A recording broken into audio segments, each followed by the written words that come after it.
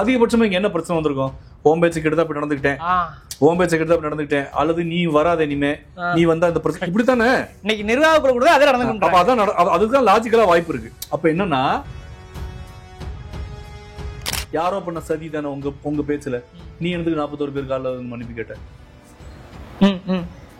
இந்த சாவுக்கு காரணமானவரை மன்னிப்பு கேட்க வைக்காமல் விட மாட்டேன்ல நீ அறிக்கை விட்டுருக்கணும். அருண்ராஜ் என்ன சொல்லிருக்காருன்னா, எஸ்ஐஆர் குறித்து உங்களுக்கு கருத்து என்னன்னு கேட்கும்போது, இல்ல அது வந்து ஜனநாயகத்துக்கு எதிரானன்ற நாங்க என்ன நம்புறோம், அந்த எதிர்ப்பு நல்லா அப்படி தொடரணும்னு சொல்லிருக்காங்க. இல்ல அந்த எது நான் கேக்குறேன், நேத்தே இது பேசிருக்கலாம்ல, அதோட சேர்த்துக்கு பேசிருக்கணும்ல. ஏன்னா நீங்க 30 நாள் கழிச்சு வரும்பொழுது எஸ்ஐஆருக்கு ஆனா எதிர்ப்பு தெரிவிக்கிறீங்க தொடர்ச்சியா. ஏற்கனவே எங்க ஸ்டாண்ட நாங்க தெளிவா சொல்லிட்டோம். அதாவது இந்த எஸ்ஐஆர்ங்கிற அடிப்படையில வந்து போலி வாக்காளர்களை நீக்குவதோ இல்ல போலி வாக்காளர்களை சேர்ப்பதோ கண்டிப்பா முற்றிலும் ஜனநாயகத்துக்கு எதிரான செயல். நடக்கல. எங்க நீங்க சொல்லுங்க, எம்ஜிஆர் உடையாங்க ஒரு மாஸ் நடிகர், எனக்கு அதான் புரியல. அப்ப இவங்க என்னன்னா, இவங்க ஏதோ ஒரு இடத்துல இருந்து ஒண்ணு, அதாவது இந்த என்ன சொல்லுவாங்க, ஜல்லிக்கட்டு காளைய அந்த கொம்புல அலங்காரம்லாம் கட்டி சலங்கையெல்லாம் கட்டி விட்டா ஒரு துள்ளும் இல்லையா, அது மாதிரி இவங்க வந்து ஒரு ஜல்லிக்கட்டு காளை போன்று இவங்க ரோட் ஷோக்கு வர்றாங்க. ஒரு நிதானமே இல்ல. இந்த நிதானம் யார்கிட்ட இல்லைனாலும் பெரிய ஆபத்து. செத்து போன எல்லாரும் உங்களை பப்ளிக்கா பார்க்க வந்தவங்க, ஏன் உங்களை சினிமாவில் பார்க்காம இருக்காங்க? அப்படி இருக்கும்போது ஊடகங்களை அனுமதிக்காம வேற எந்த யாரெல்லாம் அதுல பங்கு பெற்றாங்கன்ற எந்த விஷயமுமே இல்லாம அவர் மட்டும் போய் சந்திச்சிருக்காரு, காலில் விழுந்து அழுதாருன்ற இந்த மாதிரியான விஷயங்கள்லாம் அபிஷியலா சரி கிடையாது. அதனால விஜயோடைய இந்த பொறுப்பற்ற, இதனாலதான் பொறுப்பற்றத்தனம் கூட சொல்லல, சாதுரியம், கேடுகட்டத்தனம். ஏன்னா தமிழ்ல திருக்குறள் என்ன சொல்லுதுன்னா, ஒரு உயிரின் துன்பத்தை போக்க முடியாதவன் அந்த உயிர்படும் துன்பத்தை பகுதி அளவாது தான் ஏற்க வேண்டும். அருவினான் ஆகுவது உண்டோ பிரிதின் நோய் தன்னோய் போல் போற்றாக்கடை. அந்த இறப்பு நிகழ்ந்த மரணம் நிகழ்ந்த 3வது 4வது நாள் இந்த அறிவிப்பு வந்திருந்ததுன்னா கண்டிப்பாக மிக கோரமாக மக்கள்கிட்ட இருந்து ஒரு எதிர்ப்பு வெடிச்சிருக்கும். இது நிதானமாக ஆற போட்டு அழகா பட்டிக்குள்ள ஆளுகளை அடைக்கிற ஒரு போக்குன்னு நான் பாக்குறேன். ஏன்னா இவர் ஏன் வர வச்சு பார்க்க கூடாது, சாவர்னிட்டி அழுது லீடர்ஷிப்ங்கிறது அப்படிலாம் இல்லைங்கிறத நோக்கி போக போக போக போக என்ன சிக்கல்னா, அவரும் இதுக்கு உள்ள பலி ஆயிடுச்சு. இஸ் ஆல்சோ எ விக்டிம்ன்றாங்க. ஷாலினி விக்டிம், அவங்களுக்கு தெரியலங்க தான் விக்டிம் ஆகிட்டு இருக்கும்னு தெரியல. அப்ப பள்ளிக்கூடங்கள்ல கல்லூரிகள்ல மாணவ தேர்தல் நடத்தணும், மாணவ சங்கங்கள்ல ஜேஎன்யூல இருக்கிற மாதிரி ஐஐடில இருக்கிற மாதிரி முக்கியமான விவாதங்கள் இருக்கணும். எந்த ஃபோரமும் இருக்கிறது கிடையாது. இன்னும் சொல்ல போனா ஒரு பார்க்ல 10 மாணவர் உட்காந்தாவே வந்து விரட்டி விட்டுறாங்க.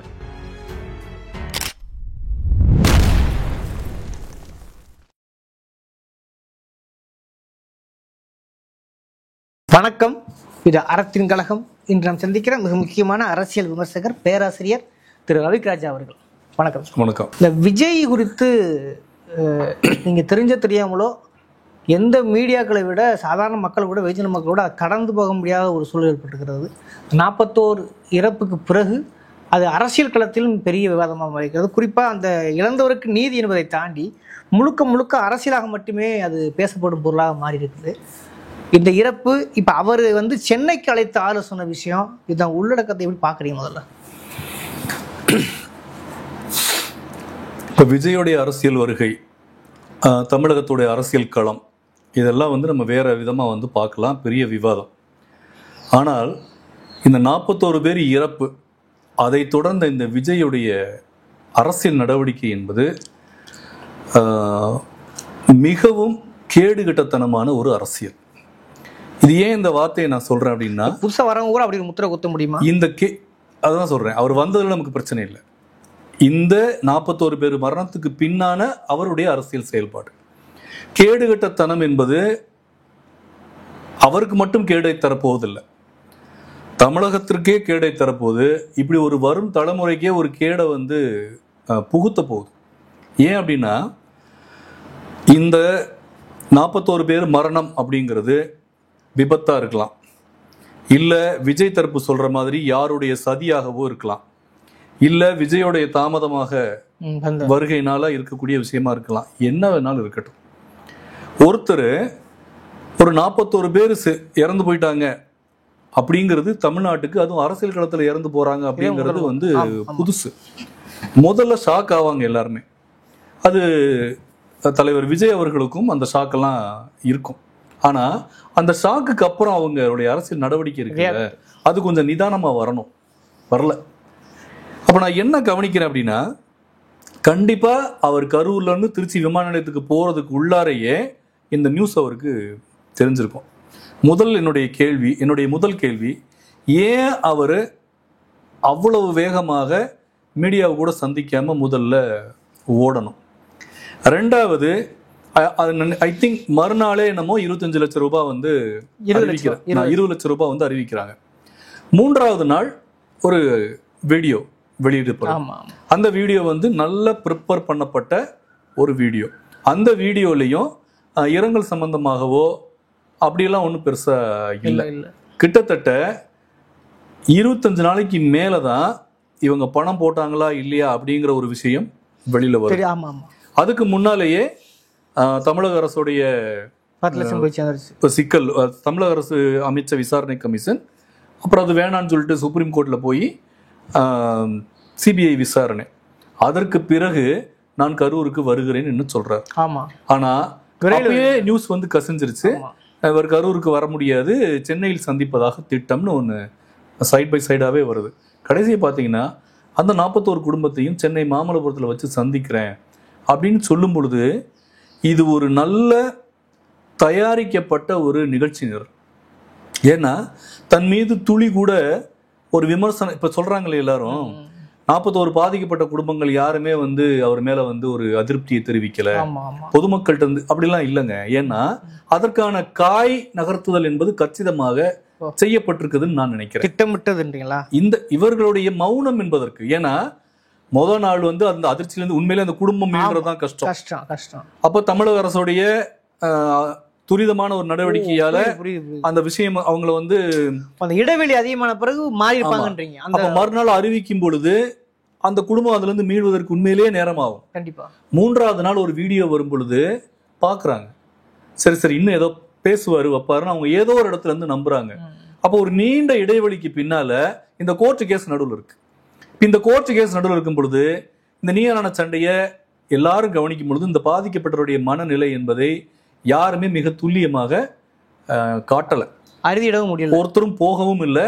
அவங்களை தனிப்பட்ட முறையில் இப்ப போகல. ஒண்ணு. ரெண்டாவது, இந்த பெரிய இடைவெளிக்கு அப்புறமாக நான் வர்றேன்னு சொல்லிட்டு அதுக்கப்புறமா தான் அவங்க வந்து மாமல்லபுரத்துக்கு வாங்கன்னு சொல்றாங்க.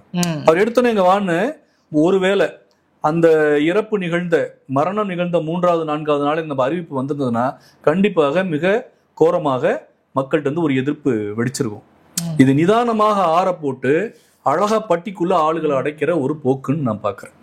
ஏன்னா இந்த மக்கள் இருக்காங்க இல்லையா, இப்ப இந்த சிபிசிஐடி விவகாரமாக அது கன்வெர்ட் பண்ணப்படும் பொழுது இவங்களும் நிக்கிறாங்க. ஆமா இல்ல, அவருக்கும் பிரச்சனை இருக்கும்ல, இது யாருடைய சிக்கல் இருக்கும், இந்த மாதிரிலாம் ஒரு கரிசனத்தை மக்கள் வந்து கொடுக்குறாங்க அவருக்கு. ஒரு கணிசமான இடைவெளிக்கு பிறகு அது இயல்பா வருது. ஆமா, இந்த கரிசனம் எல்லாத்தையுமே அவர் மிக கச்சிதமாக ஒரு காய் நகர்த்தலாக பார்த்தாரு. அவர் தனிப்பட்ட ஒரு நபராக நான் சொல்லல, அது யாராவது அந்த டீம் அவங்களுக்கு சொல்லிக் கொடுக்குற டீமா இல்ல அவங்களுடைய டீமா யாராக இருக்கட்டும், இவங்க எல்லாருக்குமே அது வந்து கவனமா வந்து அணுக வேண்டிய ஒரு விஷயமாக அரசியலாக அவங்களே மாத்திக்கிட்டாங்க.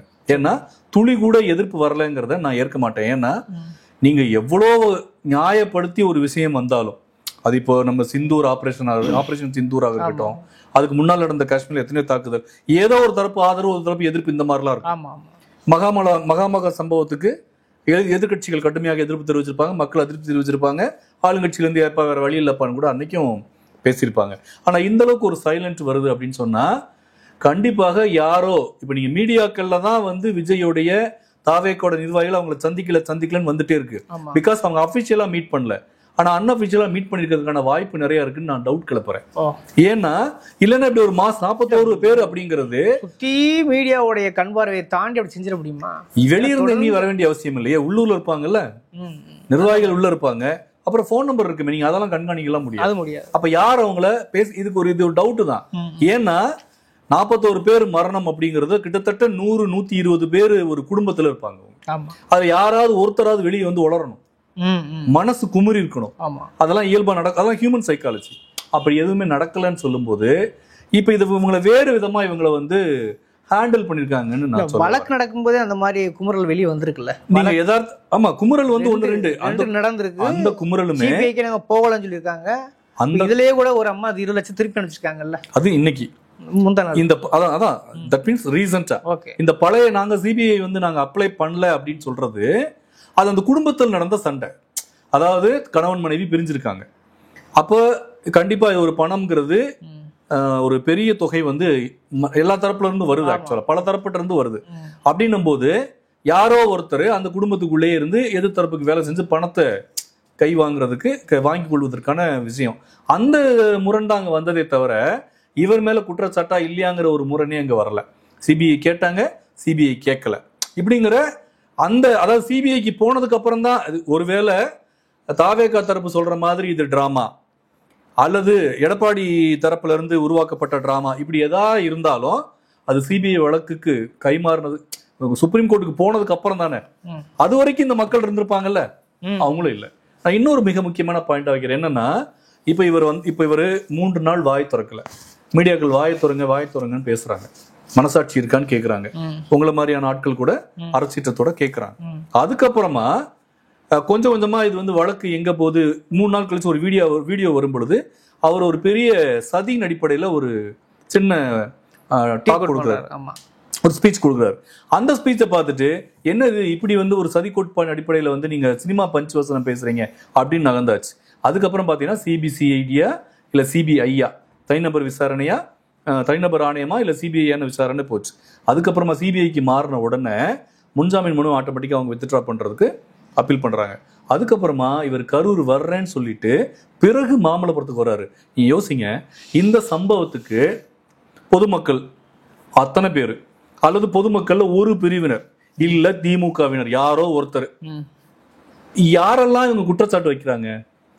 அரசு அன்னைக்கு சரியா பந்தோபஸ்து போடல, போலீஸ் சரியா இல்ல. இது ஒரு ஆஸ்பெக்ட். ரெண்டாவது ஆஸ்பெக்ட் என்ன, இவர் ஏன் தாமதமா வந்தாரு, 12 மணிக்கு ட்விட் போட்டாரு, அப்புறம் மக்கள் வெள்ளத்துல யதார்த்தமா நடந்துள்ள அந்த 3 தானே. இந்த 3ல எதுவாக இருந்தாலும் தார்மீக பொறுப்பேற்க வேண்டியது ஒருத்தர் யாரு? விஜயும் தான். இப்ப என்ன பண்றோம்னா இவர் ஏன் வாய் திறக்கல, இவர் ஏன் வந்து சதியின் அடிப்படையில பேசினாரு, இவர் ஏன் மாமல்லபுரத்துக்கு வர வச்சு பார்த்தாருன்ற ஆங்கிள் போய் இவர் மீதான குற்றச்சாட்டை பத்தியே நம்ம யாருமே பேசல. You are responsible, Vijay is responsible. அவர் முதல்ல இதுல குற்றம் சாட்டப்பட்ட நபர், ஒண்ணு சட்ட ரீதியாக குற்றம் சாட்டப்பட்டார். அந்த ஆஸ்பெக்ட்ல தான் பாத்தீங்கன்னா கதர் எழுதார், கால் எழுது மன்னிப்பு கேட்டாருன்னு போயிட்டு வந்தவன சொல்றாங்க. அதான் சொல்றேன் வரேன். அப்போ இப்ப நீங்க எப்படி ஜெயலலிதா இறந்து கொஞ்ச நாள்லயே சசிகலா ஜெயலலிதா மாதிரியே கொண்ட பொட்டலா வச்சுட்டு வெளியே வரும் பொழுது இப்போ வரைக்கும் பாருங்க, ஜெயலலிதா மரணத்தை பற்றி அந்த நேரத்துல தினகரன் அந்த ஆர்கே நகர் தொகுதி இடைத்தேர்தலில் பேசப்பட்டதுக்கு அப்புறமா இப்போ வரைக்கும் யாருமே அவங்க பரஸ்பரம் குற்றச்சாட்டிக்கவே இல்லை. ஏன்னா அவங்க தெளிவா இருக்காங்க, நமக்குள்ள அடிச்சுக்கலாம், எதை பத்தி பேசிடக்கூடாதுன்றதுல கவனமா இருப்பாங்க. அப்ப நான் மாறலாம் ஆளலாம் என்ன மாறலாம். என்ன ஆச்சரியமா பார்த்தோம் அப்படின்னா செத்து இறந்து போய் ஒரு மாதத்துக்கு உள்ளாகவே இவங்க பொதுச் செயலாளரா ஆகுறாங்க. அப்ப சசிகலாவுக்கு பொதுச் செயலாளராக ஆகுவதற்கு தகுதி இருக்கா இல்லையா, முதலமைச்சர் ஆவதற்கு தகுதி இருக்கா இல்லையான்ற டிபேட் தொடங்கிருச்சே தவிர ஜெயலலிதாவின் மரணத்திற்கு யாரெல்லாம் காரணம் என்பது காலியாயிடுச்சு. அப்ப இந்த சசிகலாவுடைய மாஸ்டர் மூவ் இருக்கு இல்லையா, அதுக்கு இடத்துல இங்க இருக்கிற அரசியல்வாதிகள் எல்லாருக்குமே இருக்கு. அந்த இடத்துலதான் நான் விஜயோடைய மாஸ்டர் மைண்டா நான் என்ன பாக்குறேன் அப்படின்னா, இந்த வழக்குல இவரும் குற்றம் சாட்டப்பட்டிருக்கிறார் ஒரு தரப்பினரால. ஆனா அந்த குற்றச்சாட்டை விட்டு இவங்க அங்க செஞ்சாங்க இங்க செஞ்சாங்க. அப்ப இது நீ பேசுறது சரியா? நீங்க முதல்ல கண்ணகி காப்பியத்துல வருது, பூம்புகார் கலைஞர் வசனத்துல, பெண்ணே உன்னுடைய வழக்கு என்ன, வழக்கே நான் உன் மேலதான் போடுறேன், நீ முதல்ல தீர்ப்பு விசாரிக்க கூடாது, நீ முதல்ல வான்னு சொல்றா. அது மாதிரி இவரு இங்க குற்றம் சாட்டப்பட்ட ஒரு நபர், ஆனா அவர் மீதான விமர்சனம் என்னவாக இருக்குன்னா இவர் யாரையோ குற்றம் சாட்டுறாரு, இவர் வந்து சிபிஐயா சிபிசிஐடியா தனிநபர் ஆணையமான்ற சிக்கலை அவங்க கேட்கலையா. ஆனா அப்படி ஒரு வழக்கு வந்து சுப்ரீம் கோர்ட்ல வருது. கடைசியா வரவழைச்சு பாக்குறது சரியா தப்பா, இதெல்லாம் என்னை பொறுத்தளவுக்கு 2ஆம் பட்சம். முதல்ல நீ எப்பொழுது பொறுப்பேற்க போகிறாய்? ஏன்னா திருக்குறள் சொல்லுது, நீ அதெல்லாம் கடந்த நீங்க சொல்ற பார்த்தா அதெல்லாம் கடந்து வந்து வெகு தூரம் ஆயிட்ட மாதிரி. ஏன்னா அவர் எல்லாமே நீங்க சொன்ன மாதிரியே ஒரு திட்டமிட்ட ஒரு விஷயமா இருந்தா கூட என்ன நடந்திருக்குன்னா, முதல்ல பார்க்க போறோம்ன்றாரு, போகலை, 3 நாள் வீடியோ போடல. இன்னொன்று அதுக்கு ஒரு அஞ்சலிங்கிற ஒரு போஸ்டரோடு அடிக்கலை, ஒரு அஞ்சலியும் தெரிவிக்கலை. சிஎம் சார் என்ன வேணால் நீங்கள் வாங்க, அவங்கள விட்டுறாங்கன்னு சொல்கிறாரு. இப்போ இதெல்லாம் நகர்ந்து போகிற பட்சம் இதுவுமே இப்போ என்ன ஆச்சுனாக்க, இதையும் இப்போ சந்திச்சு ஒரு சம்பிரதாயமாக கடந்து போய் இன்னைக்கு அறிக்கை விட்டார், செயல்களுக்கு கொடுத்து போயிட்டார், அடுத்து பொதுக்குழு கொடுத்து போயிட்டார், திமுக வீட்டுக்கு போகின்ற அளவுக்கு போயிட்டார்ல அவர். இந்த சம்பவத்துக்கு, இந்த சந்திப்புக்கு பின்னாடி ஒரு ஸ்டேட்மெண்ட் என்ன இருக்குன்னு கேட்டிங்கன்னா, எனக்கு அனுமதி கிடைச்சதுக்கு அப்புறம் திருப்பி நான் உங்களை நேரில் வந்து சந்திப்பேன்னு இப்பயும் சொல்லியிருக்காரு அவர். இது என்னைக்குலாம் கிடையாது. அனுமதி கொடுக்கலன்னு சொல்லிட்டு இருக்காரு. அனுமதி கொடுக்கலன்றது அனுமதி கேட்கவில்லை, உன்னை பார்க்க வருவேன்னு சொல்லி இந்த மக்களை ஆசுவாசப்படுத்த அவர் ட்ரெயின் ஆயிருக்காருங்க. நான் அதான் சொல்றேன். இப்ப ஒரு சாதாரணமான ஒரு ஆளை நீங்க ஒரு உதவியே என்கிட்ட கேட்கணும்னு வச்சுங்களேன், இல்லன்னு நேரடியா சொல்லிட்டா நீங்க வேற எங்கேயாவது போவீங்க. நான் தரலன்ற மாதிரியே உங்களை வந்து ஒரு அலக்கழிச்சேன், ஆனா அவங்க நம்பிக்கை கூட்டுறையும் நான் பண்ணிருக்கேன் அப்படின்னா நீங்க என்னதான் எதிர்பார்த்து இருப்பீங்க. அந்த மாதிரிதான் இங்க மொத்தமா அவங்கள பார்த்து அதுக்கப்புறமா இனிமேல் நான் கரூர்ல வந்து சந்திக்க போறீங்க. நீங்க விஜய்க்கு போக வேண்டாம். இப்ப கூட சிபிஐ வேலை கூட என்ன போட்டிருக்கனாக்க, A1 வந்து மதியழகன், A2 வந்து புஷி ஆனந்த், A3 வந்து நிர்மல்குமார். இந்த அடிப்பில் தான் போயிட்டு இருக்கு. கிட்டத்தட்ட கரூர் போலீஸ் என்ன வழக்கு பதிவு செய்ததோ அதுதான் சிபிஐயும் பதிவு செய்யிருக்கு. நீங்க விஜய் விடுங்க, 2ஆம் கட்ட 3ஆம் கட்ட தலைவராக பொறுப்பேற்றுக்கிறார்களா, அவர்கள் குற்றவாளிகளா இல்லையான்ற டிபேட்டு போகலையே. இப்ப சிபிஐ அதோட வழக்கம், அது சட்ட ரீதியான விஷயங்கள் வந்து இந்த விஷயத்த நான் பெருசா பார்க்கல. ஏன்னா அவங்க தான் குற்றம் சாட்டப்படுவார்கள். இது விசாரணை எப்படி நடக்குறதா கேள்வி. நீங்க சொன்ன மாதிரி இப்ப நான் என்ன கேக்குறேன்னா, சரி விஜய் எங்க வரல, வேறு யாராவது வந்தாங்களா அபிஷியலா? யாராவது ஒருத்தர் இப்ப வரைக்கும் நீங்க மீடியாவை அட்ரஸ் பண்ணிருக்கீங்களா? இல்லையே. அப்படி என்ன ஒரு பிரச்சனை உங்களுக்கு? அப்ப என்னன்னா வேற ஒண்ணும் இல்லைங்க, நான் நேரடியாவே சொல்றேன். என்னன்னா நீங்க உங்களை வந்து இதுக்குள்ள முழுக்க விடுவித்துக் கொள்ற எண்ணத்துல இருக்கிறதுனாலதான் நீங்க பிற விஷயங்களை 2ஆம் பட்சமா வைக்கிறீங்க. சிம்பிளா சொல்லுவாங்க இல்லையா, மடியில கனம் இல்லைன்னா வழியில பயம் எதுக்குன்னு. அது மாதிரி உண்மையிலும் குற்றச்சாட்டு இருக்குல்ல, மக்களை பார்த்து நீங்க நேரடியாக சந்திக்க வேணாங்க, அவங்களோட வீடியோ கான்பரன்ஸ் மூலமா பேச முடியும். கண்டிப்பா அதை 20 நாள் கழிச்சு பேசியிருக்காரு. ஆனா முதல்ல சொல்றேன், முதல் 2-3 நாள்ல சொல்றேன் பேச முடியும். அதுக்கப்புறம் மீடியாவை அட்ரஸ் பண்ண முடியும்ல. கடைசி பார்த்தா அப்படி பேசியிருந்தா கண்டிப்பா நீ சொல்லும் ஏதோ கொந்தளிப்பு மனநிலை வெளியே வந்து. அதுதான் சொல்றேன், இவர் இப்ப வருவாரு அப்ப வருவாருன்னு சொல்லி மலைமுகம் காணா பயிர் போல இந்த மக்களை அமுக்கி வச்சிருக்காங்கன்னு நான் சொல்றேன்.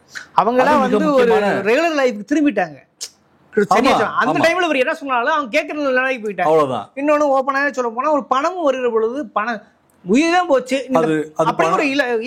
பணமா மட்டும் கூட பார்க்க வேணாம் சார். என்ன பிரச்சனைனா, எளிய மனிதர்கள் இந்த மாதிரியான விபத்திலிருந்து அடுத்த இடத்துக்கு கடப்பதற்கு நகருவாங்க. ஏன்னா அவங்களுக்கு இது ஒரு முக்கியமான ஒரு சோகமாக அழுத்தி உட்கார்ந்து இருந்தா அவங்களுக்கு யாரும் சோறு போடுவாங்க. அப்படி இருக்குல்ல. அவங்க அடுத்து அப்புறம் அந்த மனசு வந்து ரொம்ப கொந்தளிச்ச மனசு. அப்ப எத்த திண்டா பித்தம் தெரியல அவங்க வெளியே வர ட்ரை பண்ணுவாங்க. அப்ப யாராவது ஒருத்தர் ஆபத்து பாந்தவனா கை நீட்டுறேன்னு சொன்னாவே அவங்க வந்து பிடிச்சுக்காங்க. நீ யோசிச்சு பாருங்களேன்.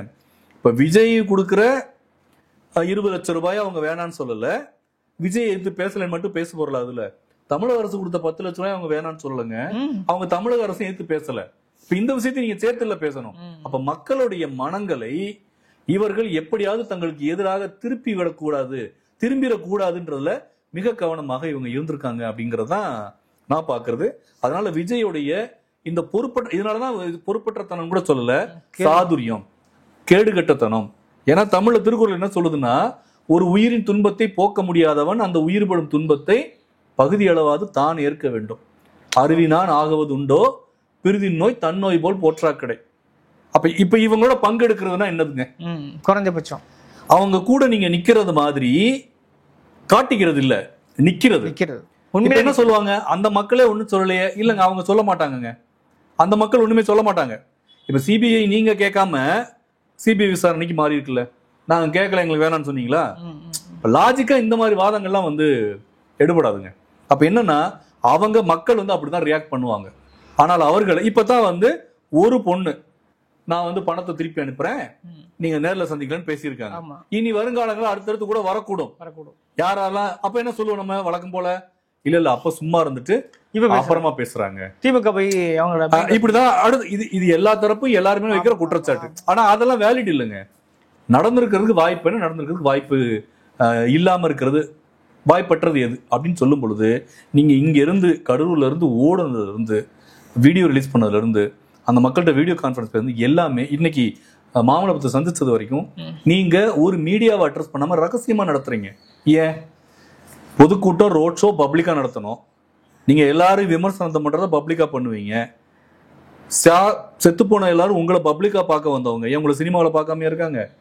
அப்படி இருக்கும்போது ஊடகங்களை அனுமதிக்காம வேற எந்த யாரெல்லாம் அதுல பங்கு பெற்றாங்கன்ற எந்த விஷயமுமே இல்லாம அவர் மட்டும் போய் சந்திச்சிருக்காரு, காலில் விழுந்து அழுதாருன்ற இந்த மாதிரியான விஷயங்கள்லாம் அபிஷியலா சரி கிடையாது.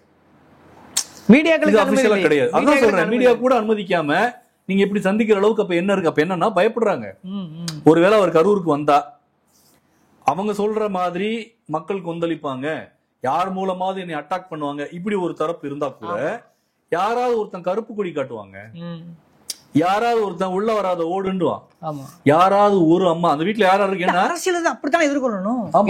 அதுதான் சொல்றேன். அப்ப அந்த குடும்பத்துல பாதிக்கப்பட்ட இதுவரை வரலாற்றுல அரசியல் வரலாற்றுல இதுவரையும் அது பிஜேபி உட்பட நான் சொல்றேன், பிஜேபி உட்பட கூட ஒரு வெள்ளம் வந்திருக்கும் போது நீதி கொடுக்காட்ட கூட நேரடியாக வர்றாங்க நீதியமைச்சர்.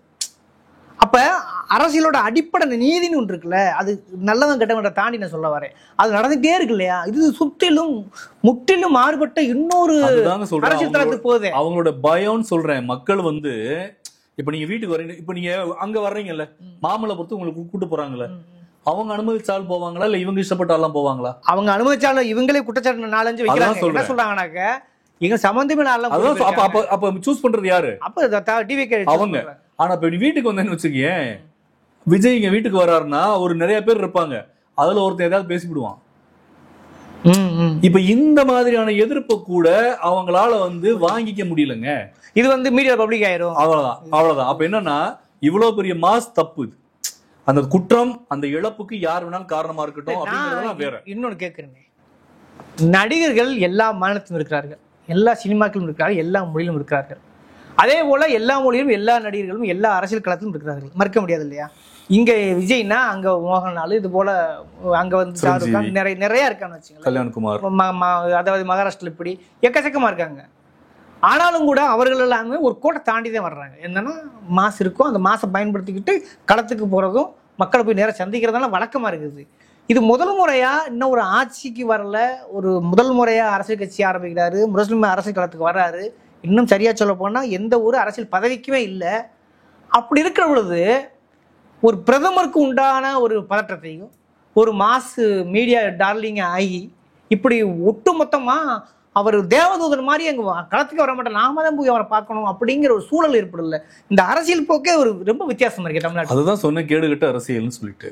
ஏன்னா நீங்க மக்களை நேர்ல வந்து சந்திச்சாவே ஒரு குரூப் உங்களை நம்பும், ஒரு குரூப் நம்பாது, அதுலயும் விமர்சனம் வரும். ஆமா, இப்ப நீங்க அதான் சொல்றீங்க, வராமலே நீங்க வேற எங்கே போற. ரெண்டு விஷயங்க, ஒண்ணு அவருக்கு அனுபவம் இல்ல, அவர் வந்து இப்படிலாம் கூட சாதிச்சா நம்புறாருன்னு பேசுறது ஒண்ணு. ரெண்டாவது அவருடைய அச்சம். எனக்கு நிறைய டவுட் இருக்குங்க, உண்மையிலேயே இவர் ஏன் அவ்வளவு வேகமாக கரூர் இருந்து திருச்சிக்கு போகணும்? என்னதான் அந்த மூடிய வேன் இருக்குல்ல, ஸ்பீடு வேன் இருக்கு, அந்த வேனுக்குள்ள என்னெல்லாம் இருக்குங்க, அது முதல்ல கஷ்டமா இருக்குது. நான் எதையும் கொச்சைப்படுத்தி பேச விரும்பல, நான் அந்த அதுக்குள்ள என்ன கேக்குறேன்னா அதுல நிறைய டவுட் வருது. அதான் நீங்க இந்த மாதிரியாக ஒரு பெரிய ஒரு வேன்ல நின்னுகிட்டு மேல இருந்து பாக்குறது, நீங்க இது எல்லாமே வந்து உங்களுடைய உச்சத்துல வச்சுக்கிட்டு நீங்க மக்களை கீழே பாக்குறீங்க, கேட்டா அன்புங்கிறீங்க. இதுவே முதல்ல சிக்கலுக்குரிய விஷயம். அப்புறம் ரெண்டாவது சொல்றீங்க, நீங்க எல்லா விதமான முயற்சி, கவர்ச்சிகரமான அரசியல், மக்களை அப்படி பண்ணலாம் இப்படி பண்ணலாம், நீங்க என்ன எடுத்துக்கிட்டாலும் இவர்கள் தப்பிப்பதற்கு ஏதாவது ஒரு சிக்கல் அங்க இருக்குதாங்கிறது என் டவுட்டா இருக்கு. இவங்க ஓடினதோட வேகம் இருக்குல்ல, அந்த வேகம் என்ன எல்லாருக்குமே தெரியுங்க. மறுநாள் மீடியா அட்ரஸ் பண்ணணும்னு, மீடியா அட்ரஸ் பண்ண ஒரு அறிக்கை மறுநாளுடன் கூட தெரியாது. அதை விட்டுட்டு 3 நாட்கள் வந்து அவர் துக்கத்துல இருந்தார். இதெல்லாம் யாருமே நம்ப மாட்டாங்க, நம்புற மாதிரியே இருக்கு, நம்ப மாட்டாங்க. அரசியல் நம்ப மாட்டாங்க. ஒருவேளை அப்ப நம்புறதாக மக்கள் ஒரு போக்கு காட்டினாலும் தேர்தல் இது எல்லாமே வந்து அடுத்த தேர்தல் மட்டும் இல்ல, அடுத்த நடவடிக்கைகளே இதெல்லாம் கவனிப்பாங்க. இவர் அன்னைக்கே வந்து என்ன அப்படி என்னையா தூக்கம், ஒரு அறிக்கை விடுறதுக்குள்ளேயா தூக்கம். அப்ப என்னன்னா, அப்ப அவங்கள பாதிச்ச விஷயம் இந்த மரணம் மட்டும்தானா இல்ல வேற என்னமுமான்றதே டவுட் இருக்குன்றேன்னா இது தெரியாதுங்க.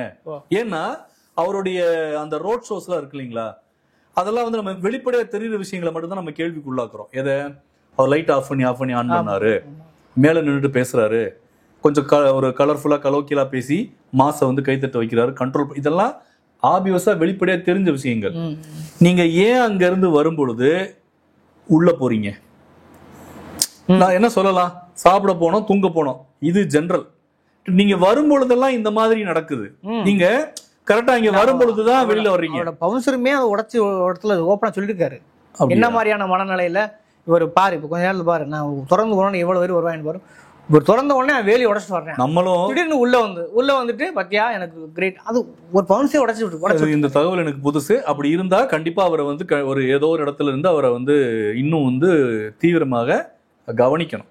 ஏன் சொல்றேன்னா, நான் சின்ன வயசுல இருந்து எம்ஜிஆர் ரோட் ஷோ வந்த காலத்துல இருந்து நான் பார்த்திருக்கேன். அழகா ஒரு லைட்டை போட்டு பளிச்சுன்னு கருணாநிதி, எம்ஜிஆர், ஜெயலலிதா எல்லாருமே ஒரு லைட்டை ஃபோக்கஸ் லைட்டு போட்டுட்டு விஷ் பண்ணிட்டு அவங்க பாட்டுல போவாங்க, அல்லது பேசாம போவாங்க. 2 ரோட்டு கரையில நின்றுக்கிட்டு பார்க்க தான் செஞ்சாங்க. அப்படி யாரும் முண்டி அடிச்சுட்டு அப்படிலாம் ஒன்றும் பெருசா நடக்கல. எங்க நீங்க சொல்லுங்க, எம்ஜிஆர் உடையாங்க ஒரு மாசம் நடிகர், எனக்கு அதான் புரியல.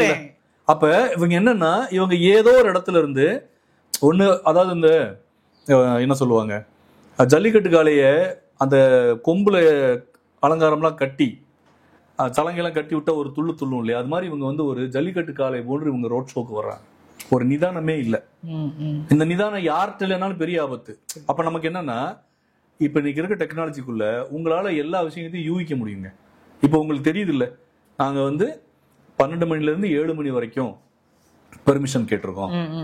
நான் 8:30 மணிக்கு வரேன்லாம் சொல்லல. நான் 8:30 மணிக்கு இதெல்லாம் ஒரு கால்குலேஷன் வச்சு உங்களால சொல்ல முடியுது இல்ல. ஆனா இதுல உங்களுக்கு ஒரு கால்குலேஷன் இருக்குன்றது நிஜம் தானே. அது உறுதி இல்ல. அப்ப இப்ப நீங்க எதை நோக்கி கால்குலேஷன் போட்டீங்க? அப்ப என்னன்னா, இது எல்லாத்தையுமே உங்களுடைய இந்த மாஸ் அட்ராக்ஷனை நீங்க ரசிக்கிறீங்க. உண்மை என்னன்னா, ரசிகர்கள் அவங்க ரசிக மனோபாவம் அவங்களுக்கு இருக்குன்னு நம்ம பேசிட்டு இருக்கோம் இல்லையா, இவருக்குமே இந்த மாச பார்த்து ஒரு குதூகல புத்தி இருக்கு. இப்ப இப்படி இருக்கிற ஒரு தலைவரால மிக காத்திரமான ஒரு சில விஷயங்களை ஹேண்டில் பண்ண முடியாதுன்னு சொல்றோம். அதுதான் சொல்றோம். அப்ப இவருடைய இப்ப பார்த்தாலும் தன்னை இமேஜ் உடைஞ்சு போகக்கூடாது கவனமா இருக்கக்கூடிய நபர் வந்து ஒரு விமர்சனத்தையும் எதிர்கொண்டு அப்படி இருந்தாங்க. அப்படி இருந்த அரசியல் ஜெயலலிதா மேல வைக்காத விமர்சனமா, கருணாநிதி அவர்கள் மீது வைக்காத விமர்சனமா, இன்றைக்கு ஸ்டாலின் உதயநிதி வாங்காத விமர்சனமா?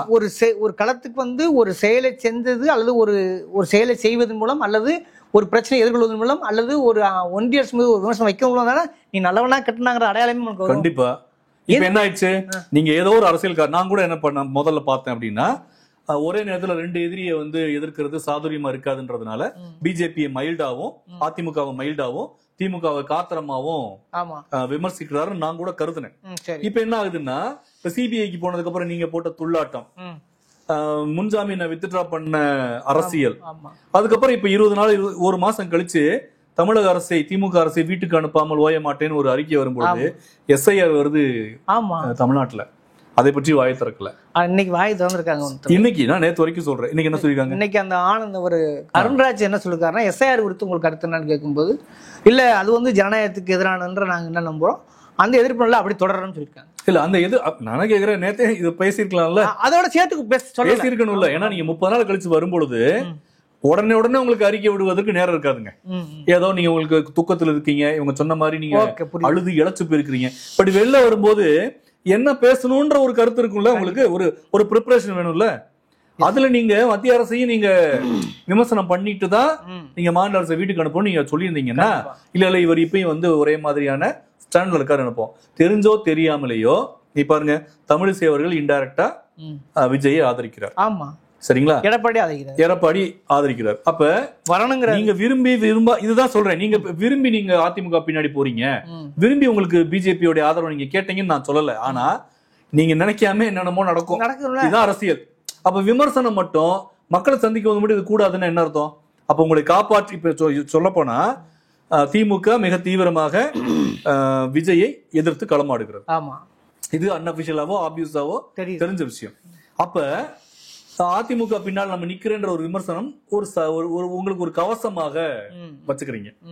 பிஜேபியுடைய தலைவர்கள் பேசுற கருத்துக்களை உங்களுக்கு ஒரு சாதகமான நமக்கு சரி எதுக்கு இருக்கட்டும் நினைச்சு வச்சுக்கிறீங்க. அப்படி இருக்கும் பொழுது உனக்கு கேஷுவலா வந்து நீங்க வந்து பிஜேபியுடைய கையால் அப்படிங்கிற அந்த முத்திரை என்பது ஸ்ட்ராங் ஆகும். நான் ஒத்துக்கல அந்த முத்திரையை. ஆனா அது நடக்கும் அரசியல்ல. இப்படி எதுவுமே இல்லாம நான் ஒருத்தர் வந்து அருவமா வந்து நான் வந்து ஆட்சியை விட்டு தூக்குவேன் அப்படின்னா, ஆட்சியை விட்டு தூக்குறதுக்கான வழிமுறைகள்ல ஏபிசிடியாவது முதல்ல படிங்க, அதுக்கப்புறமா ஆட்சியை விட்டு தூக்கலாம். ஏன்னா பின்னொன்று இருக்கு, நீங்க வரல சரி, முதல்ல சொன்ன மாதிரி மாவட்ட அளவுல இருக்கக்கூடிய ஒரு ஒன்றிய நிர்வாகி கூட அங்க போலங்க. அப்ப உங்களுடைய கட்டமைப்பு என்ன? இப்படி ஒரு கட்டமைப்பை வச்சுக்கிட்டு நான் வந்து முதலமைச்சரா வேண்ட ஒரு ஆசைங்கிறது பேராசை இல்லைங்க, ரொம்ப ரொம்ப ரொம்ப ரொம்ப பெரிய ஆசை, ரொம்ப பெரிய ஆசை. ஏன்னா அதுக்கான எக்யூப்மெண்ட் நீங்க எக்யூப் பண்ணிக்கோங்க, உங்களை அதுக்கு தகுதிப்படுத்திக்கலாம். அதுதான் சொல்றேன். அப்படிங்க தகுதிப்படுத்திக்கிட்டு நீங்க இதெல்லாம் பேசுறது கூட ரைட்டு. குறைஞ்சபட்சம் 41 பேர் சாவுங்கிறது யாருக்கு ஒண்ணும் இல்லைங்க. இனிமே வரலாறுல தாவேகா கூட்டத்துல நடந்த ஸ்டாம்பேடு தானே வரும். ஆமா, அது உங்களுக்கு கண்டிப்பா கரும்புள்ளி தான் உங்களுடைய அரசியலுக்கு. நீங்க அரசியல் கட்சி இந்த தாவேகான்ற ஒரு கட்சி இருக்கிற வரைக்கும் இனிமே இந்த முத்திரை குத்தப்படும். களத்துல இருந்து கிட்டத்தட்ட ஒருத்தர் நல்லா பதிவு பண்ணாரு. கிட்டத்தட்ட அங்க ஒரு 28,000 பேர் அங்க கூட இருக்குதா ஒரு தகவல் அபிஷியலா வெளியா இருக்குது. 28,000 பேருங்கிறது கிட்டத்தட்ட 28,000 கேமராங்கிறது, 28,000 செல்போன், ஒவ்வொருத்தரும் தனி மனைவி மீடியா இருக்காரு. ஒருத்தன் கூடவா நீ சொன்ன சதிக்கான எவிடன்ஸ் எடுக்க முடியலன்னு கேக்குறாரு. சதிங்கிறது இல்ல, அதை அட்ரஸ் பண்ணவே முடியாத சூழல் இருக்குன்றேன். கண்டிப்பா. அதனால அங்க நடந்த போஸ்ட்மார்ட்டத்துல உள்ள வேற குணத்தெல்லாம் சேர்த்து விட்டாங்க, கள்ளக்கூட எரிஞ்சாங்க, செருப்பு கொட்டி எரிஞ்சாங்க, கழுத்து மிச்சு கொண்டாங்கன்ற இந்த வாதங்களுக்கு போறாமே எவிடன்ஸ் எதுவுமே இல்லை. இந்த குற்றச்சாட்டு எதுக்குமே அடிப்படை ஆதாரம் இருக்காது சார். நாங்க என்ன சொல்றோம்னா, இப்படி ஒருத்தர் சும்மா போற போக்குல பேசலாம், ஆனா அதுக்கெல்லாம் நீங்க அப்படிலாம் சினிமா பாணியில நீங்க அரசியல் பண்ண முடியாது. முதல்ல யாரா இருந்த ஒருத்தரும் ஏங்க அந்த கூட்டத்துக்குள்ள குறி வச்சு 41 பேர் எப்படிங்க நீங்க ஒரு யாரா இருக்கட்டுங்க, ஒரு உலகளாவிய ஒரு வில்லனா கூட இருக்கட்டும், நீங்க அப்படிலாம் ஒண்ணும் பண்ண முடியாது. அப்ப என்னன்னா ஆப்வியஸா தெரியுது இது மனித தவறுகளால் நடந்த ஸ்டாம்பேட். அதுல நீங்களும் ரெஸ்பான்சிபிள்னு சொல்றோம், அவ்வளவுதான். அப்ப இப்ப நீங்க நான் கேக்குறேன், யாரோ பண்ண சதி தானே உங்க பேச்சுல, நீ எனக்கு 41 பேர் கால மன்னிப்பு கேட்ட? இந்த சாவுக்கு காரணமானவரை மன்னிப்பு கேட்க வைக்காமல் விட மாட்டேன்ல நீ அறிக்கை விட்டுருக்கணும். கண்டிப்பா. அப்ப நீ தப்பும் பண்ணலங்கிற மன்னிப்பு அப்ப ஒரு வேலை இப்ப நான் இல்ல அந்த மக்களை பார்த்து 41 பேருக்கு தார்மீக பொறுப்பு இருக்கிறேன்னா இதை முதல் நாளே ஏற்றுக்க வேண்டியதானே விஷயம் இதுதாங்க. அப்ப என்னன்னா இவங்களுக்கு அனுபவமின்மைங்கிறது ஒண்ணு, அவங்களுடைய உளவியல் சுற்றுப்புற அந்த கூறுகளை கண்டிப்பாக நம்ம அரசியல்ல குறைஞ்சபட்சம் அதை இப்படி இருக்கலாம் அப்படி இருக்கலாம்ன்ற ஒரு லாஜிக்கல் டிபேட்டுக்கு நம்ம வரணும். இல்ல அப்படின்னா பெரிய சிக்கல். நீ யோசிச்சு பாருங்களேன், சசிகலாவுடைய அரசியல் வெற்றிக்கு என்ன வேணாலும் தடையா இருக்கலாம். ஆனா நான் பாக்குற முதல் தடை என்பது கிட்டத்தட்ட 25 வருஷமா ஜெயலலிதா கூட இருந்து 20 வருஷமா ஜெயலலிதா கூட இருந்து அவங்க குரலே யாருக்கும் தெரியாதுங்க. ஆமா, உண்மைதான். அந்த அம்மா எங்க போவாங்க எங்க வருவாங்க. அப்ப திடீர்னு நான் தான் சின்னம்மான்னு வந்தீங்கன்னா யாருமே உங்களை ரெகக்னைஸ் பண்ண மாட்டேன். இதுதான் பிரச்சனைன்றேன். அப்படி இருக்கும்பொழுது நீங்க மக்களோட நெருங்கி பழகாம நீங்க அதிபுத்திசாலியா இருங்க, பெரிய இன்ஃபுளுசரா இருங்க, ஒரு மாசம் உங்களை கூட அட்ராக்ட் பண்ணட்டுமே. நீங்க இனிமேதான் நீங்க இப்பதானே அறிக்கை விட்டுட்டு அதுக்கப்புறமா சந்திச்சிருக்கீங்க, இப்பதானே அறிக்கை விட்டுருக்கீங்க, இப்பதானே முதல் சந்திப்பு நடந்திருக்கு. இனிமே நடக்கக்கூடிய உங்களுடைய அரசியல் நடவடிக்கை தான் மக்கள் உங்களை மதிப்பிடுவாங்க. சரிங்களா? அதனால ஒரு மாசுங்கிறது நான் கேட்கிறேன், 2019 தினகரன் போகும் பொழுது கூட்டம் வரலையா? நிறைய தாங்க வந்தது. ஒண்ணுல கூட ஜெயிக்க முடியலங்க அவரு. அமமுகவை தோற்றுவிச்சு, அமமுகவா அம்மா மக்கள் முன்னேற்ற கழகம், அது தோற்றுவிச்சு எல்லா கூட்டங்களுக்கும் போறாரு. ஒரு கூட்டம் எனக்கு நல்லா ஞாபகம் இருக்கு, அது திமுகவுடைய கூட்டம். அதுக்குள்ள இவருடைய வேன் போகுது, அங்க இருக்கவங்க கையாட்டினாங்க. அவர் அதை சந்தோஷமா சிரிச்சு அட்ரஸ் பண்ணாரு. ஆனா எங்கேயும் ஜெயிக்க முடியல. அப்ப கூட்டம் கூடுறதெல்லாம் பார்த்து நீங்க பாட்டு ஒரு அரசியல் கட்சி தவிர சொல்லலாம் என்ன அப்படின்னா, நாங்க தான் 40 ஜெயிப்போம், நாங்க தான் 200 மேல தொகுதி ஜெயிப்போம், ஒரு ஜெனரல் ஸ்டேட்மெண்ட் கொடுக்கலாம். ஆனா நாம ஜெயிப்போம் வீட்டுக்குள்ள சாங் போட்டு ஒருத்தர் ஆடினார்னா அவர் எப்படி ஒரு நல்ல மனநிலையில் இருக்கக்கூடிய அரசியல்வாதி நீங்க முடிவு பண்ணுவீங்க? நல்ல மனநிலை மக்களுடைய நாடி துடுப்பு உங்களுக்கு தெரியல. காட்டப்படுறத மட்டும் உங்க முன்னாடி எது நிக்குது அதை போல நீ உண்மை நம்புறீங்க. இது ஒரு அரசியல் தலைமைக்கு தகுதியானது அல்ல. ரெண்டாவது, நீங்களும் குற்றம் சாட்டப்பட்டிருக்கின்ற பொறுப்பை தட்டி கழித்து விட்டு மக்களை அணுகினீர்கள் என்றால் இன்று உங்கள் பின்னால் நிற்கக்கூடிய மக்களும் பின்னால பின்வாங்குவாங்க. பின்வாங்குறத வச்சு எனக்கு வருத்தம் இல்லைங்க, அதை சொல்லிடுறேன். ஏன்னா இப்படி ஒரு அரசியல் தலைமையே தமிழ்நாட்டுக்கு கேடுங்கிறேன். புரியுது. இல்ல, அதை தாண்டி இன்னொரு விஷயம் நடக்குது. இந்த பயம், பதற்றம், தன் இமேஜினேஷன் போயிருங்கிற அந்த பதற்றம் இருக்குல்ல, அந்த பதற்றம் விளைவாக உட்கட்சிக்குள்ளேயே கூட ஏகப்பட்ட முரண் ஆயிடுச்சு. இப்போ புஷியானந்த் பாருங்க இன்னைக்கு நீக்கப்பட்டிருக்காருன்னா அவருடைய அதிகாரங்கள் குறைக்கப்பட்டிருக்குது. அதே போல அடுத்து ஆதவானந்தா அல்லது நிர்மல்குமாரா, அப்புறம் என் பார்வையில இனிமேல் 28 பேர் கொண்ட குழு அவர் போட்டிருக்காரு. இப்ப தள்ளுமுள்ளுங்கிறது அரசியலுக்கு வெளியே மட்டும் கிடையாது, உள்ளே நிகழ்ந்திருக்கு இல்லையா? அதை எப்படி சேர்த்து புரிஞ்சுக்கிறது? இல்ல, அதாவது ஜெயலலிதா தண்டனை வாங்கும் பொழுது, ஆட்சியை இழக்கும் பொழுது கட்சியை விட்டு போவாங்க. கொஞ்ச நாள் கழிச்சு அவங்களே திருப்பி கட்சிக்குள்ள வருவாங்க. ஆமா. நம்ம ஆளு ஜி.கே. வாசன் காங்கிரஸ் ஆட்சியில் இருக்கும் பொழுது போய் ஒட்டிக்குவாரு, காங்கிரஸ் ஆட்சியில் இல்லாத போது தனியா கட்சி தொடங்குவாங்க. இதெல்லாம் அரசியல் அதிகாரத்துக்கு ஒரு பெரிய பெரிய கட்சியில் இருக்கும்போது நீங்க சொல்லுங்க, திமுக ஆட்சி இழந்த போது திமுக விட்டு போனவங்க எத்தனை பேரு? குறைவுதான். கிடையாது. இல்ல மேக்ஸிமம் இல்ல. பிஜேபி ஆட்சி இல்லாத போது பிஜேபி விட்டு போனவங்க எத்தனை பேரு? ஆமா. ஏன்னா அது ஒரு சித்தாந்தத்தின் பின்னால அணிதிரளுவது. இது சும்மா மாச வச்சுக்கிட்டு அணிதிரளுவது, கவர்ச்சிகர அரசியலை மூலதனமாக்கி எப்படியாவது ஜெயிச்சுட்டா நாமளும் உள்ள போயிடலாம். நீங்க சொல்லுங்க, ஓப்பனா கேக்குறேன், ஆதவ் அர்ஜுனாவை விசிகாவில் சேர்த்ததே முதல்ல பெரும் தவறு. சேர்ந்த உடனே பொதுச் செயலாளர் துணை பொதுச் செயலாளர் போஸ்ட் கொடுத்தா அதோட பெருந்தவர். அவருக்கு என்ன இருந்ததுன்னு அங்க கொடுத்தீங்க, சரி ஏதோ கொடுத்துட்டீங்க. அங்க இருந்து ஒருத்தர் தாவேக்காக்கு வர்றாருன்னா இவங்க என்ன மாதிரியான அரசியல்வாதிங்க? இப்படிப்பட்ட ஒரு ஆட்களை வச்சுக்கிட்டா சித்தாந்தத்தோட நீங்க இருந்தாலே முரண்கள் வரும். உண்மை. இப்ப ஒண்ணுமே இல்லாம நீங்க சும்மா சேர்ந்திருக்கும் பொழுது நீயா நானா போட்டி தான் வரும். இதுல என்ன சிக்கல்னா சொல்லக்கூடிய ரொம்ப மைய கருத்து நினைக்கிறேன், ரொம்ப முக்கியமான கருத்து நினைக்கிறேன். ஏன்னா சித்தாந்தம் இருக்கிற கட்சிகளுக்குள்ளேயே அதிகார போட்டி கருத்து முரணே வரும். கண்டிப்பா.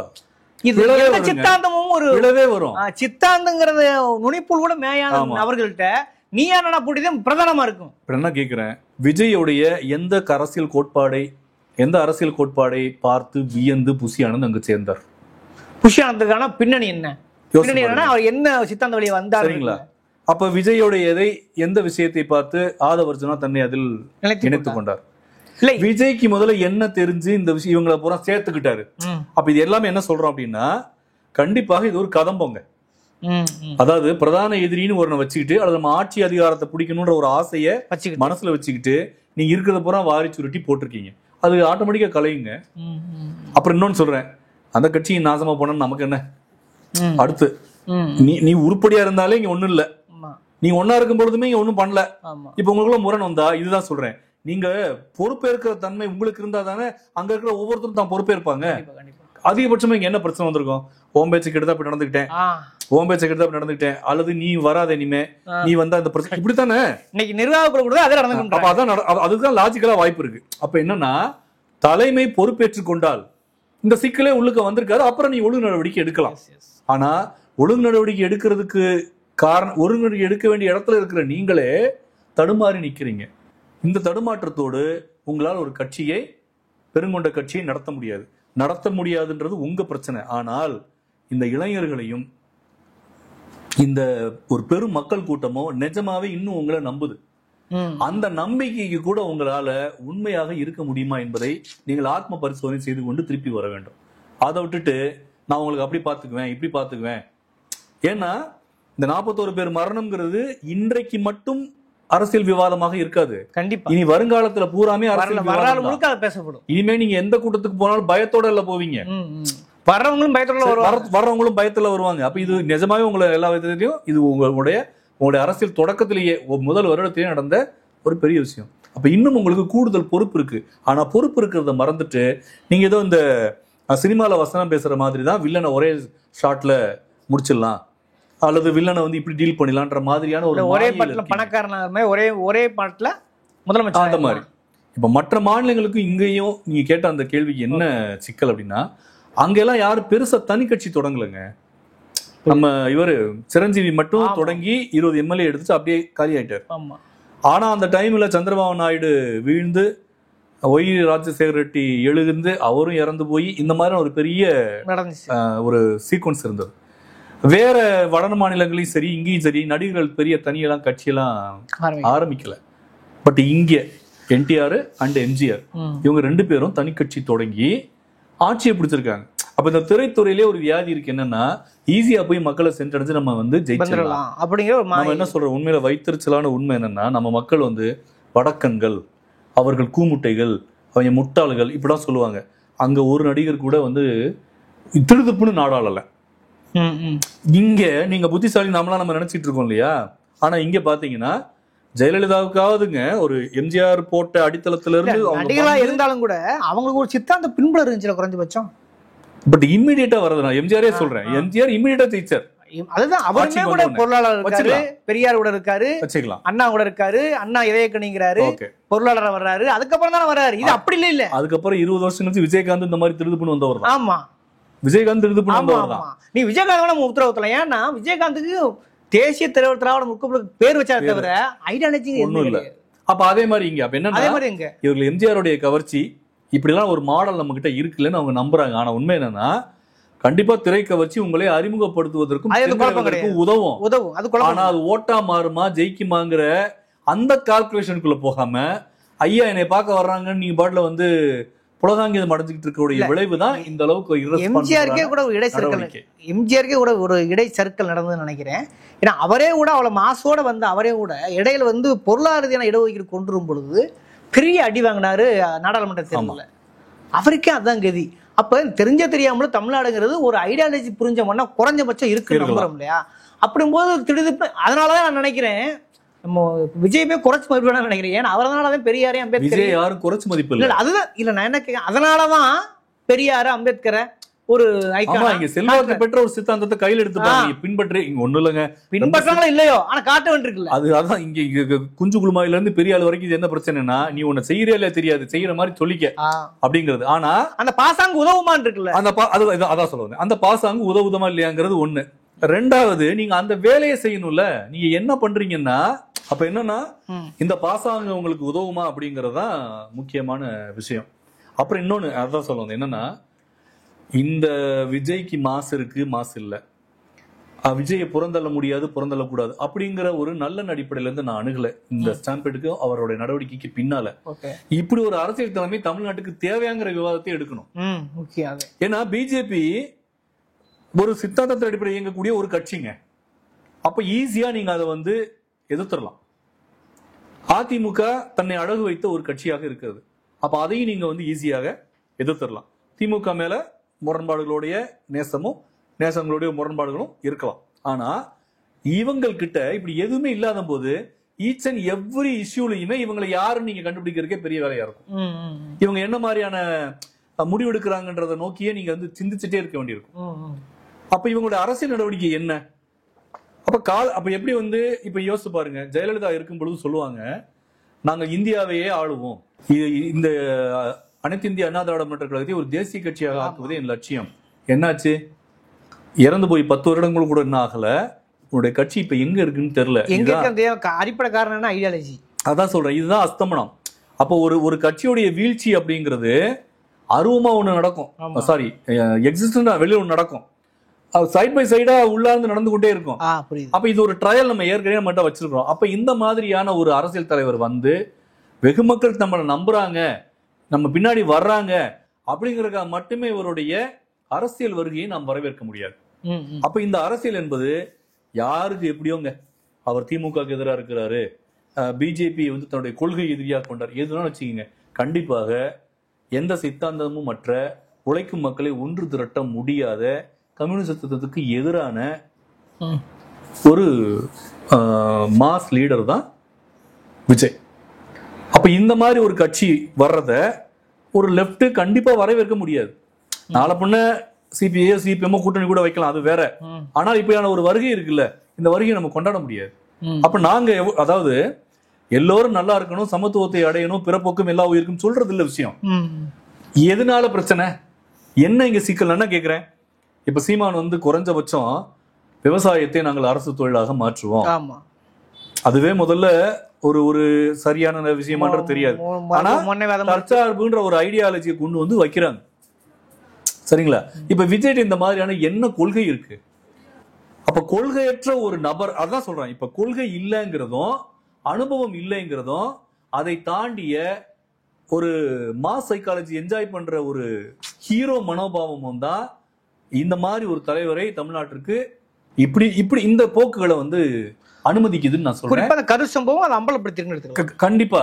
ஆனா இப்படி ஒருத்தரை வந்து பாக்குறதுக்கு நம்ம 41 உயிர்களை வந்து இழக்க வேண்டிய. எனக்கு என்ன ஒரு டவுட்னா, இதை நம்ம இப்படி உடச்சு பேசுறோம், ஓகே, நம்ம ஒரு ஐடியாலஜியில அரசியல் ஐடியாலஜியில கட்சி வந்து நாரில் காணாம போகுன்றதுக்கு உதாரணம் அதிமுக சொன்னீங்க. அதிமுக நேற்று ஒரு டிபேட்ல பேசுறாரு, அது என்ன நீங்க யார் படம் எடுத்தாலும் பிதுக்கப்பட்டோம், நசுக்கப்பட்டோம், தள்ளப்பட்டோம்னு சொல்றீங்க அப்படின்னு ஒரு திராவிட கட்சியிலிருந்து வந்த அதிமுக சேர்ந்த ஒரு நிர்வாகி பேசுறாரு, பிதுக்கப்பட்டோம் நசுக்கப்பட்டோம் சொல்லி ஒரு ஒடுக்கப்பட்ட சமூகத்தை இழிவுபடுத்துறாரு. அப்ப ஐடியாலஜி தேர்ந்த கட்சின்றதுக்கு அதெல்லாம் உதாரணங்கள் வச்சுக்கோமே. அவங்களுக்கு உண்மை சொல்ல போனா அதிமுக இருக்கிறவங்களுக்கு திராவிட சித்தாந்தத்துக்கும் தூரம் அதிகங்க.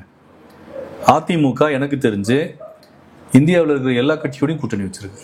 ம். திமுகவும் வச்சிருக்கோம். ஆனா திமுகவுடைய விலகலும் அதிமுகவுடைய விலகலும்ங்கிறது வேற வேற புள்ளியில இருந்திருக்கும். அப்ப அதிமுகக்குள்ள ஒரு ஆன்மீகத்துல இறங்குறதுக்கோ தீச்சட்டி எடுக்கிறதுக்கோ இது எதுலையுமே அவங்களுக்கு வந்து எந்த தடையுமே கிடையாது. இன்னைக்கு திமுகவுல கூட அந்த போக்கு வந்து அதிகரிச்சிருக்கலாம். அக்னி குண்டத்துல பண்ணாரி அக்னி குண்டத்துல ஒரு எம்எல்ஏவை யாரோ மாவட்ட செயலர் இறங்கினாருன்ட்டு எம்எல்ஏ வர இறங்கினான்னு சொல்லிட்டு செல்வராஜ் கருணாநிதி அவர்கள் அந்த அவரை வந்து கட்சியை விட்டு தற்காலிக செல்வராஜ் அதை செஞ்சாரு. அப்படிலாம் ஒரு போக்கு இங்க இருந்தது. அப்ப என்ன சொல்ல வரேன்னா இவர்களுக்கு யாருடன் சேருவதற்கு எந்த தடையும் இல்லை. அதே நேரத்தில் இப்ப நமக்கு ஆட்சியை பிடிக்கணும். அப்படி இருக்கும் பொழுது குறைஞ்சபட்சம் இவர் இப்ப இதை வளர்றாரு. போன எலெக்ஷன் அப்ப ராஜேந்திர பாலாஜி இஸ்லாமியர்களுக்கு எதிராக நிறைய சொன்னாரு. அப்ப அதிமுகவுடைய அடித்தளமாக இருக்கக்கூடிய பட்டியலின வாக்கு வங்கி இஸ்லாமிய வாக்கு வங்கி இது ரெண்டையும் நம்மள விட்டு போதுங்கிற ஒரு கான்சியஸே இல்லாமலேயே அவங்க விமர்சனம் பண்றாங்க. ஏன்னா எப்படியாவது வந்து குறுக்கு வழியில ஆட்சியை பிடிக்கிறோம். முக்கியமானது ஏன் நினைக்கிறேன்னா எஸ்ஐஆர் இப்ப வந்தது அப்படின்னா என்ன நடக்குதோ இல்லையோ திமுக தானே பதறுது. இது வந்து நீங்க வந்து மக்களுடைய வாக்கு வங்கியை வாக்குரிமையை பறிக்கக்கூடிய விஷயமாக இருக்கும். பெரும்பான்மை மக்களை நீங்க வந்து வாக்கு நீக்கம் பண்ண போறீங்கன்ற ஒரு பயத்தை சொல்லும் பொழுது நீ என்ன சொன்னாலும் நான் எதிர்ப்பேன். ஆக்சுவலா இவங்களும் எதிர்க்கணும். கண்டிப்பா இப்படி ஒண்ணு பண்ணக்கூடாதுன்னு சொல்லணும். ஆனா இவங்க என்ன பண்றாங்க, திமுக எதிர்க்குது என்பதற்காகவே இவர்கள் ஆதரிக்கிறார்கள். அப்ப இந்த நிலைப்பாடு இருக்குல்ல, இந்த நிலைப்பாடு உண்மையிலேயே திமுக கொண்டு வருகிற ஒரு திட்டத்தை எதிர்த்தால் அது அதிமுகவுக்கு மாஸ். மத்திய அரசு கொண்டு வர திட்டத்தை திமுக எதிர்க்கிறது என்பதற்காக அதிமுக ஆதரிச்சதுன்னா அது அதிமுகவுக்கு நெகட்டிவ்ங்கிற பின்னடைவுங்கிற அந்த புத்தியே அவங்க இல்ல. ஜெயலலிதா பாரு பண்ண மாட்டாங்க, பெரும்பான்மையா பண்ண மாட்டாங்க. என்னன்னா திமுக எதிர்த்து பண்ணுவாங்க, மத்திய அரசு கொண்டு வரதையும் சேர்த்து எதிர்ப்பாங்க. இந்த மாதிரி சரண்டர் ஆக மாட்டாங்க. அந்த சிக்கல் தான். இப்ப என்னன்னா தாங்கட்ட குரங்கு வனத்தையும் சேர்த்து நீங்க சொன்ன மாதிரியா கடந்த காலத்துல ஜெயலலிதா கூட பல படிப்பினில் உணர்ந்தவராக இருக்கிறார். எப்படி எம்ஜிஆர் வந்து இடஒதுக்கீடுக்கு எதிராக ஒரு நடவடிக்கை போது உணர்ந்தாரோ அதுபோல ஜெயலலிதா பண்பு இருந்துன்னு சொல்லலாம். உதாரணத்துக்கு இஸ்லாமியர்கிட்ட நேரடியாக மன்னிப்பை காட்டாங்க, நீ ஒருபோதும் நான் வந்து பிஜேபி கூட்டணி வைக்க மாட்டேன். அதே மாதிரி இந்த ஆடுகோழி வெற்ற விஷயத்துல கரார் இல்லாம பின்னாடியே வாபஸ் வாங்கினாங்க. இதெல்லாம் அவருக்கு கிடைத்த படிப்பினை. ஆனா எந்த படிப்பினையுமே இல்லாம எந்த ஒரு அனுபவமே இல்லாம வர்றதுக்கு இல்லையா, இதுல இன்னும் கேள்வி கேட்கும் நீங்க ஜம்ப் பண்ணி போயிட்டீங்க. அது என்னன்னா இதை வந்து ஒரு அறிவுஜீவி தளத்திலோ அரசியல் நுனிப்புள் மேந்தல் கூட இந்த விஷயங்கள் எல்லாம் ஓரளவு புரியுந்தேன். ஆனா இதை எதிர்க்கக்கூடிய பல சைக்காலஜிஸ்ட் இருக்காங்க. இந்த சாலினி போன்றவர்கள்லாம் அவங்க ஏதோ என்ன ஏன் நம்ம சாலினியுமே கடந்தோம் என்றதுக்காக நான் கேட்குறேன். சாலினி போன்றவர் என்ன சொல்றாங்கனாக்கா அவர் ஒரு மீட்பர் போலவும் அவரை சேவ் பண்ற என்ன தப்புன்னும் அவர் சரியானவர் மாதிரியான ஒரு வார்த்தை வைக்கிறாங்க. அது ரொம்ப அதிர்ச்சிகரமா இருக்குது. அதை எப்படி சேர்த்து புரிஞ்சுக்கிறது இல்ல. நான் எனக்கு ஷாலினியை உண்மை சொல்றேன்.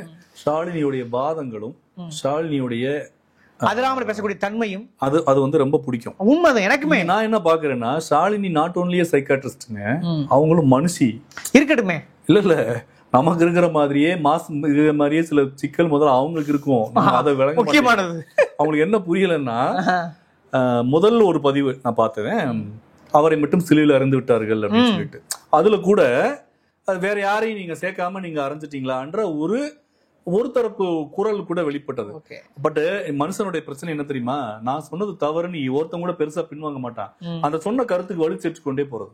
அது என்ன ஆயிடுச்சுன்னா கடைசியா அன்கண்டிஷனலா இவர் டிராமால இருக்கிறாரு, இவர் ஏன் வர வச்சு பார்க்க கூடாது, சாவர்னிட்டி அல்லது லீடர்ஷிப்ங்கிறது அப்படிலாம் இல்லைங்கிறத நோக்கி போக போக போக போக என்ன சிக்கல்னா அவரும் இதுக்கு உள்ள பலி ஆயிட்டார். he is also a victim, she is also a victimன்றனா.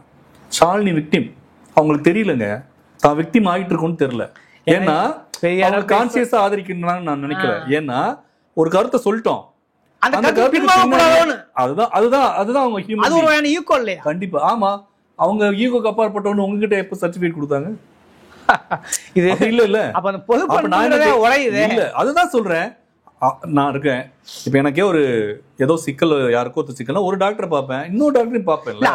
அது முட்டு கொடுக்குன்ற தாண்டி அதை சரி பண்ணுவதற்காக அவங்க பேசக்கூடிய அந்த அறிவு மொழி இருக்குல்ல, அது அதை விட மிகவும் பயமாவும் இருக்கு. யோசிச்சு பாருங்க, இவ்வளவு நாள் அவங்களுடைய வாதங்களை ரசிச்ச பலரும் இப்ப முகம் சுளிக்கிறாங்க. அது அவங்க கொஞ்ச நாள் நம்மளே என்னோட குழந்தைகளுக்கு கூட அவரோட வீடியோ நீ பாருங்க நான் ரெக்கமெண்ட் பண்ணிருக்கேன். இது இவங்க மட்டும் இல்ல, அதாவது அப்ப இதை பார்க்கவும் நமக்கு அதிர்ச்சியா இருக்குல்ல. சைக்காலஜி என்பது வெறும் மனிதனுடைய அகம் சம்பந்தப்பட்டது அப்படின்னு ஷாலினி நம்புறாரு நான் சொல்லல. பெரும்பாலான டாக்டர்ஸ் அப்படிதான் வைக்கிறாங்க. ஆனா அது அப்படி இல்லைங்க, புறச்சூழல் தான் தாக்கம். அப்ப இவங்களுக்கும் இவங்க இப்ப மட்டும் இல்லைங்க, கண்ணகி மனநோயாளின்னு பேசுனாங்க.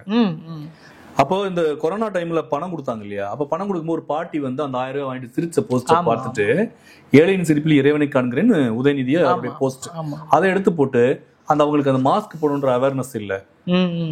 ஒரு அட்டுவான கிராமத்துக்குள்ள கொஞ்ச நேரம் கலண்ட போது போட்டோ எடுக்கும் போது மாஸ்க் கலட்ட சொல்லுவாங்க. மாஸ்கோட போட்டோ எடுப்பாங்க ஒரு பாட்டியை வைரல் ஆக்குறதுக்கு. அப்ப இந்த பாட்டி போட்டோ எடுத்து இப்படி நீங்க வந்து விளம்பரம் தேடுங்கன்னு சொல்லலாம் கூட நியாயம். அந்த பாட்டிக்கு மாஸ்க் போடணும்ன்ற ஒரு கான்சியஸ் வரல. அதான் சொல்றது, இவங்க ஒரு விஷயத்தை ஒன் சைட்ல பாக்குறதுக்கான விஷயத்தை அவங்க அறியாமலே உள்ளுக்கு. விஜய் எப்படி ரசிகர்கள் நம்பி அவர்களை கேள்வி கேட்க துணியாமல் இருக்கிறார்களோ அதே போல இவரை நம்பி நம்ம கேள்வி கேட்க இடத்த தள்ளுறோம். ஏன்னா அவன் நம்பி இருக்கோன்றதுக்காக அந்த கொஸ்டின் பண்றோம். ஆமா, ஆனா உண்மை என்னன்னா மாஸ் சைக்காலஜிக்கு ஷாலினி யாருன்னு பெருசா தெரியாது. ஷாலினி சொல்ல போறவங்க ஓட்டு போடுறவங்க கிடையாது, ஒரு கருத்தை பண்ண போறாங்க. அப்ப நம்ம இதுதான் சிம்பிள் பதில் சார். சிம்பிள் என்ன சொல்றோம்னா, அவங்களும் சாதாரண மனுஷி. அப்ப அவங்க அதுக்குள்ள சீக்கிரம் என்ன வேணாலும் பேர் வைக்கலாம். அவங்க விஜய் ரசிகை அல்லது விஜய் வந்து அவங்க ஒரு பெரிய லீடரா கவனிக்கிறாங்க, இல்ல திமுக எதிராக இப்ப என்னென்னமோ சொல்லலாம்.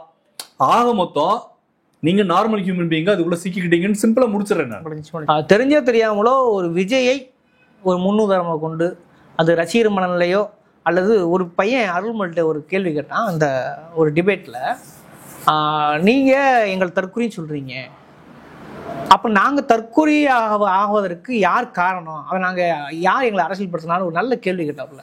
இப்ப அந்த கேள்வியின் தொடர்ச்சியாகவே இப்ப விக்டிமா இருக்கக்கூடிய இறந்தவங்க மட்டும் விக்டிம் சொல்ல முடியாது, அவர் நம்பி இருக்கவங்க கூட. இப்ப நம்ம இந்த உரையாடல் விளைவு என்னன்னா, எல்லாருமே அவங்களோட ஓட்டர்ஸா மாறவங்க நாளைக்கு விக்டிமா இருப்பாங்களோன்னு டவுட்டா வருது.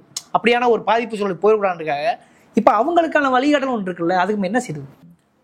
He blamed Alur Shanavas. அப்போ அருள்மொழி தோழர் வந்து அதை சமாளிக்கிறாங்க அந்த இடத்துல. அவங்களுக்கு உண்மை தெரியும், அருள்மொழி தோழருக்கு உண்மை தெரியும். அப்ப அவங்க சொல்ற மாதிரி இது உண்மையில் தற்குறி சமூகம் கிடையாது, உண்மையில் இது அரசியல்படுத்தப்படாத சமூகமும் கிடையாது. ஏன்னா போன ஜென்ரேஷனோட இந்த ஜென்ரேஷன் எப்பயுமே அறிவிலையும் சரி முன்னிட்டும் சரி அடுத்த கடன் தாங்க போயிருக்கணும்ல. போயிருக்கு. நீங்க பாருங்க, எலெக்ஷன் வரட்டுங்க, போயிருக்கோம். இந்த மாஸ் கூட்டம் இருக்குல்ல, இதை வச்சு மட்டுமே ரெண்டு தரப்பு இது எங்களுக்கு இவங்க தக்குறி இப்படி மாறி மாறி அடிச்சுக்கிறாங்க. அப்படி அது கிடையாது, உண்மை கிடையாது. இவர்கள் அரசியல் படுத்தப்பட்டிருக்காங்கன்னு கேட்டா ஆமாம், அரசியல் படுத்தப்பட்டிருக்கிறார்கள். டியூனிங் சரியா இல்லை, எந்த திசையை நோக்கி அரசியல் படுத்தப்படணும் அது தெரியல. நான் என்ன சொல்றேன், பக்கத்து மாநிலத்தில் பிஜேபி ஒரு சீட்டு வந்துருச்சு, எம்பி, சரிங்களா? கர்நாடகாவில் டஃப் ஃபைட்டு, இங்கே ஆந்திராவிலையும் ஜெயிச்சிருக்காங்க. தமிழ்நாட்டுக்குள்ள இன்னும் பிஜேபி வரல. அப்ப பிஜேபிக்கு போற அளவுக்கு இன்னும் அவங்க அரசியல் மையப்படுத்தப்பட்டு கீழே போகலங்கிறது ஒரு உண்மை விஷயம். ஆனா இங்க இருக்கக்கூடிய திராவிட கட்சிகள்ல திராவிட கட்சிகள் திமுக, மதிமுக, அதிமுக எல்லாத்தையுமே அவங்களுக்கு ஒரு ஒரு ஒரு சின்ன ஒவ்வாமை, என்ன பண்றாங்க இவங்கன்ற ஒரு சிக்கல் இருக்கு. அவங்க எங்க போவாங்க, புதுசா நோக்கி போவாங்க. அந்த ரேஷியோ எவ்வளோன்றது நம்ம வெயிட் பண்ணணும். 20% அவங்க சொல்லலாம், 8% இவங்க சொல்லலாம், எல்லாரும் பதறலாம். ஆனா அதை வெயிட் பண்ணி பார்க்கணும். அப்ப என்னன்னா வழிகாட்டுதல் அப்படிங்கிறது என்னன்னு கேட்டீங்கன்னா, உண்மையே சொல்ல போனா பல இடங்கள்ல இது அதிமுக அரசாங்கத்துக்கும் பொருந்தும், திமுக அரசாங்கத்துக்கும் பொருந்தும். இவர்கள் அரசியல் படுத்த வேண்டிய எந்த வேலையையும் செய்யல. அப்ப பள்ளிக்கூடங்கள்ல கல்லூரிகள்ல மாணவ தேர்தல் நடத்தணும், மாணவ சங்கங்கள்ல ஜேஎன்யூல இருக்கிற மாதிரி, ஐஐடில இருக்கிற மாதிரி முக்கியமான விவாதங்கள் இருக்கணும். எந்த ஃபோரமும் இருக்கிறது கிடையாது. இன்னும் சொல்ல போனா ஒரு பார்க்ல 10 மாணவர் உட்காந்தாவே வந்து விரட்டி விட்டுறாங்க. இங்க அந்த அளவுக்கு தான் இப்ப அரசியல் நடவடிக்கை இருக்கு.